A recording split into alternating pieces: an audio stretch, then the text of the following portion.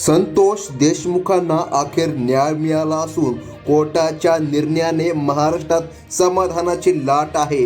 बीडच्या मसजोरकरचे सरपंच संतोष देशमुख यांच्या प्रकरणाला आता 1 वर्ष पूर्ण झाले असून न्यायाचा एक मोठा निर्णय आता समोर आला आहे.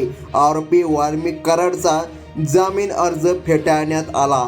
आरोपीला वाटले होते सुटका होईल, पण कोर्टाने स्वप्नातही नसेल असा मोठा दणका दिला. वकिलांनी इतका जबरदस्त युक्तिवाद केला की न्यायालयाला आपला निर्णय बदलावा लागला. ही सुनावणी सलग 3 दिवस या ठिकाणी चालली. दररोज 6 ते 7 तास चालली. वकिलांच्या वक्तव्यामुळे कोर्टाने जो निर्णय घेतला तो पाहून देशमुख कुटुंबांच्या डोळ्यात पाणी आले. आमच्या न्यायासमोर पूर्ण विश्वास आहे आणि तो आज सार्थ ठरला, अशी भावना त्यांनी व्यक्त केली. आरोपीला आता अशी शिक्षा होणार आहे जे कोण आता आत्मा देखील नक्कीच घाबरणार. मागील 3 दिवसात कोर्टाने नेमकं काय सांगितले आणि कोणते पुरावे लागले हे पाहणे अत्यंत गरजेचे आहे. 23 नवीन व्हिडिओ समोर आल्यामुळे सरकारी वकिलांनी आरोपीची बाजू पूर्णपणे कमकुवत केली. संपूर्ण महाराष्ट्राचा न्यायव्यवस्थेवरील विश्वास या निर्णयामुळे आता दुपटीने वाढला आहे. 9 डिसेंबर 2024 रोजी संतोष देशमुख यांच्या धक्कादायक घटनेला 1 वर्ष पूर्ण झाले. संपूर्ण महाराष्ट्र या प्रकरणात कधी न्याय मिळेल याची खूप दिवसांपासून आतुरतेने वाट पाहत होता. लोकांना वाटत होते न्याय व्यवस्था स्लो आहे, पण 3 दिवसांच्या निर्णयाने चित्रच आता बदलून गेल्याचं दिसत आहे. तारीख पे तारखा आता न देता आता पूर्ण विराम मिळाला असून कोर्टात मोठा फैसला झाला. आरोपीने जामिनासाठी अर्ज केला तेव्हा सर्वांना वाटले होते की त्याला सहज जामीन मिळेल, पण कोर्टात असे काहीच घडले नाही ज्याची कोणी साधी कल्पना पण केली नव्हती. कोर्टामध्ये असे पुरावे आणि असे व्हिडिओ सादर करण्यात आले आहे की ज्याची कोणीच कल्पना पण केली नव्हती. संतोष देशमुख यांच्या पत्नी ते क्रूर पुरावे पाहून भावुक होऊन कोर्टाच्या बाहेर गेल्या. ते 23 व्हिडिओ पाहून संतोष देशमुखांचे बंधू धनंजय देशमुख यांना अश्रू आणावे लागले.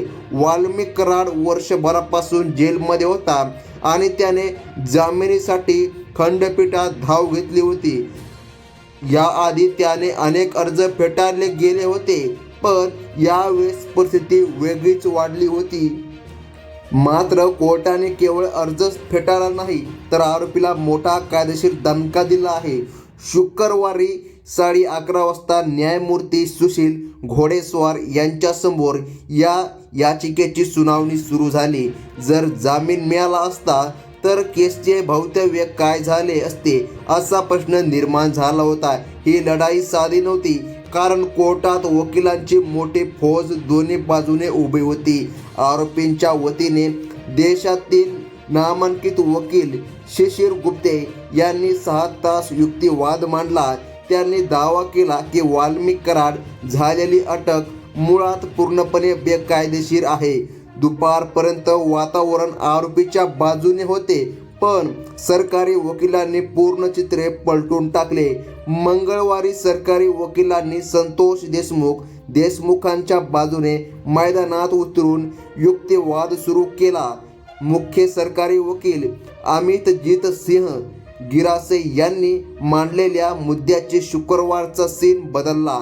आरोपीच्या वकिलांनी अटकेवर जो प्रश्न विचारला होता तो पुराव्यांनी खोडून काढला आहे. त्यांनी सर्वोच्च न्यायालयाच्या नियमांचा अहवाल देऊन आरोपीचा दावा पूर्णपणे फेटाळून लावला आहे. यामुळे आरोपीची बाजू कमकुवत झाली. खटला पुन्हा एकदा शिक्षेच्या दिशेने वळला. बुधवारी निकालाचा दिवस उजडला आणि सर्वांचे लक्ष कोर्टाच्या निर्णयाकडे लागले होते. निकालाच्या दिवशी आरोपीच्या वकिलांनी बीड न्यायालयातील प्रक्रिया स्थगित देण्याची विनंती केली, पण हायकोर्टाने या प्रकरणाची गंभीरता ओळखून कोणताही दिलासा देण्यास स्पष्ट नकार दिला. सरकारी वकिलांनी दिलेले 23 व्हिडिओ आणि कुटुंबाची व्यवस्था पहा. जे आता कुटुंबाची जी व्यवस्था होती जी त्यांची स्थिती होती, जी व्यवस्था होती, हे पाहून या ठिकाणी न्यायमूर्तींनी कडक प्रश्न विचारला. त्यांनी विचारले, हे प्रकरण जामीन देण्यायोग्यच नाही, तुम्ही अर्ज मागे घेतला की आम्ही आदेश देऊ. या वाक्याने कोर्टात सन्नाटा पसरला, कारण वकिलांना कळले की आता जमीन मिळणे शक्य नाही. आता या ठिकाणी शेवटची वकिलांनी अर्ज मागे घेतला आणि न्यायमूर्तींनी जामीन अर्ज फेटाळून लावला. या निर्णयामुळे वाल्मिक कराड आणि समर्थकांना धक्का बसला असून त्याचा जेलमधील मुक्काम वाढला आहे. उच्च न्यायालयाने त्याला कोणताही दिलासा न दिल्याने पीडित कुटुंबाला मोठा आधार मिळाला आहे. निकालानंतर धनंजय देशमुख म्हणाले की आमचा न्यायव्यवस्थेवरचा विश्वास आज सार्थ ठरला. संतोषला न्याय मिळण्याची ही सुरुवात असून आम्ही शेवटपर्यंत ही कायदेशीर लढाई लढणार आहोत.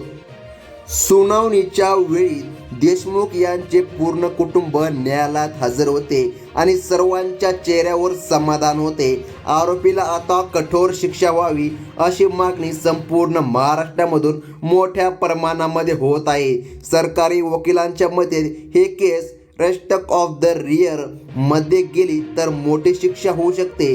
जर ही केस अत्यंत दुर्मिळ मानली गेली तर आरोपीला या ठिकाणी गळफास किंवा जन्मठेप देखील होऊ शकते. संतोष देशमुख हत्येच्या प्रकरणाने महाराष्ट्राच्या राजकीय वर्तुळात मोठे खळबळ उडून दिली आहे. आता कोर्टाच्या कडक भूमिकेमुळे गुन्हेगारांमध्ये भीती आणि सामान्यतः विश्वास निर्माण झाला आहे. बीड जिल्ह्यातील या प्रकरणाचा अंतिम निकाल काय लागतो याकडे संपूर्ण राज्य लक्ष देत आहे. न्यायव्यवस्थेने दिलेला हा दणका न्यायाच्या दृष्टीने अत्यंत महत्त्वाचा मानला जात आहे. ज्या 23 व्हिडिओंचा उल्लेख झाला ते या केसमध्ये सर्वात महत्त्वाचे पुरावे ठरले आहे. या पुराव्यांनी आरोपीचा क्रूरपणा स्पष्ट केला आणि जामीन फेटाळण्यास मोठी मदत केली. वाल्मिक कराडचे जामिनीसाठी सर्व प्रयत्न अयशस्वी ठरले. त्याला या ठिकाणी अपयश आले असून आता त्याला खटल्याला सामोरे जावे लागेल. देशमुख कुटुंबांनी गेल्या वर्षभरात जो त्रास सहन केला त्या तुलनेत हा निकाल मोठा दिसला आहे. वकिलांनी केलेल्या मेहनतीमुळे आज या ठिकाणी सत्याचा विजय झाला असून आरोपी जेलमध्येच राहणार आहे. महाराष्ट्राच्या न्यायालयाच्या इतिहासात ही सुनावणी एक मैलाचा दगड या ठिकाणी ठरेल. या ठिकाणी अशी शंका राहू शकत नाही कोणालाच. सोशल मीडियावर संतोष देशमुख यांना न्याय मिळावा यासाठी मोठी मोहीम राबवली जात होती. लोकांच्या भावना आणि प्रकरणाशी जोडल्या गेल्या होत्या. यामुळे निकालानंतर सर्व समाधान आहे. या घटनेने ग्रामीण भागातील सरपंचाच्या सुरक्षेचा प्रश्न देखील पुन्हा एकदा ऐरणीवर आणला. कोर्टाच्या निकालामुळे आता गुन्हेगारी प्रवृत्तीला चार बसला असून कायद्याचे राज्य सिद्ध झाले आहे. धनंजय देशमुख यांनी दाखवलेली जिद्द आणि वकिलांचे प्रयत्न खरोखरच वाखाणण्याजोगे आहेत. या निकालाने एक कडक संदेश दिला आहे की कायदा कोणालाही बघा आता जे कायद्याच्या अंतर्गत येते त्यामुळे कायदा सहजी कोणाला सोडू शकत नाही आणि सोडित पण नाही. संतोष देशमुख प्रकरणाचा सविस्तर रिपोर्ट आपण पाहिला असून सत्याचा विजय झाला. कोर्टाच्या या निर्णयावर तुमचे व्यक्तिमत्व काय आहे ते कमेंटमध्ये आम्हाला नक्की कळवा. आरोपीला नेमकी कोणती शिक्षा व्हायला हवी असे तुम्हाला वाटते ते कमेंटमध्ये लिहा. आमचा व्हिडिओ माहितीपूर्ण वाटला असेल तर जास्तीत जास्त लोकांना या ठिकाणी शेअर करा. ही होती अत्यंत महत्त्वाची बातमी. धन्यवाद.